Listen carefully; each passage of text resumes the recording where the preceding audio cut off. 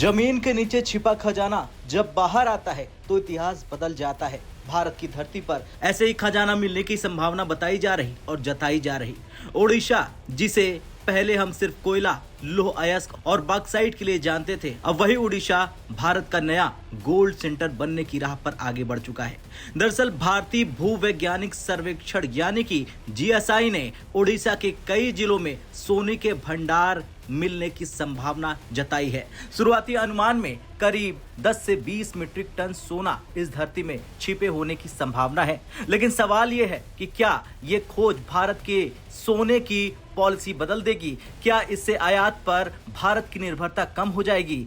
और क्या ओडिशा अब इंडिया का गोल्ड स्टेट बन सकता है? चलिए जानते हैं पूरी खबर विस्तार से।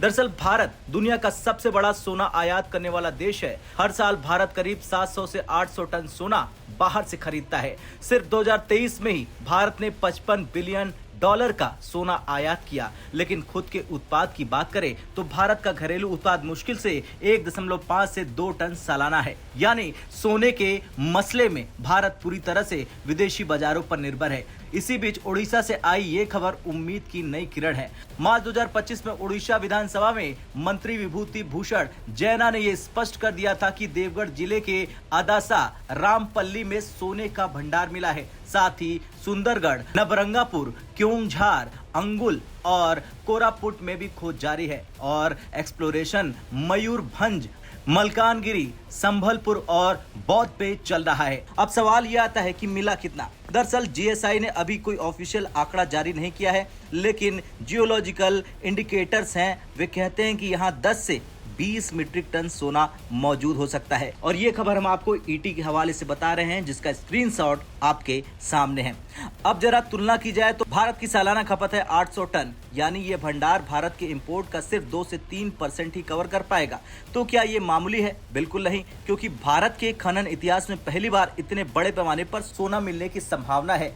अब ये सिर्फ सोना नहीं है, बल्कि आर्थिक डाइवर्सिफिकेशन और माइनिंग स्ट्रेटजी का नया अध्याय है। भारत सरकार और उड़ीसा सरकार ने इसे हल्के में नहीं लिया।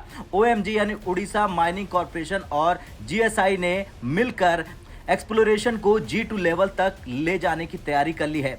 देवगढ़ में पहला गोल्ड ब्लॉक ऑक्शन तैयार हो रहा। माइनिंग लेजर MMDR एक्ट के तहत होगा, यानी ये ट्रांसपेरेंसी पूरी तरह से है। सोचिए अगर दोनों में रिजर्व कमर्शियल प्रूफ हो गए तो उड़ीसा देश का पहला गोल्ड माइनिंग हब बन सकता है।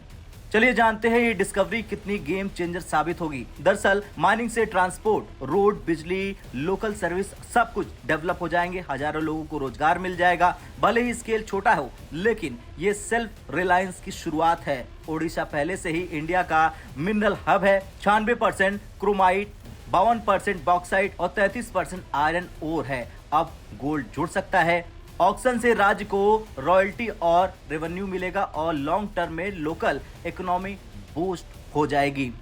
लेकिन सबसे बड़ा एंगल है जियोपॉलिटिक्स और स्ट्रेटजिक। अमेरिका और यूरोप अपनी करेंसीज को गोल्ड बैक एसेट में स्टेबलाइज करते हैं। चीन ने पिछले 10 साल में गोल्ड रिजर्व को 4 गुना बढ़ा लिया है। रूस प्रतिबंध के बाद भी गोल्ड को डॉलर के अल्टरनेटिव एसेट की तरह यूज कर रहा है। भारत के पास सिर्फ अभी तक 822 टन ऑफिशियल गोल्ड रिजर्व है, जबकि चीन के पास 2200 से ज्यादा टन है। ऐसे में अगर धीरे धीरे डोमेस्टिक माइनिंग से प्रोडक्शन बढ़ता है तो ये भारत की स्ट्रेटेजिक रिजर्व मजबूत हो जाएगा और इंटरनेशनल ट्रेड में पावर बढ़ जाएगी। खैर, भारत सोने के लिए हमेशा से कंज्यूमर नेशन रहा है, लेकिन पहली बार प्रोड्यूसर बनने की दिशा में बड़ा कदम उठा रहा है। ओडिशा की ये खोज शायद भारत को ग्लोबल गोल्ड मैप में बड़ी जगह न दे, लेकिन ये दिखाएगा कि भारत की धरती अभी भी खजाने से भरी है। और जब देश अपने रिसोर्सेज पर भरोसा करना शुरू करता है तो इकोनॉमी और स्ट्रेटजी दोनों बदल जाती है। अब आपसे सवाल, क्या आपको लगता है ओडिशा का ये 20 टन सोना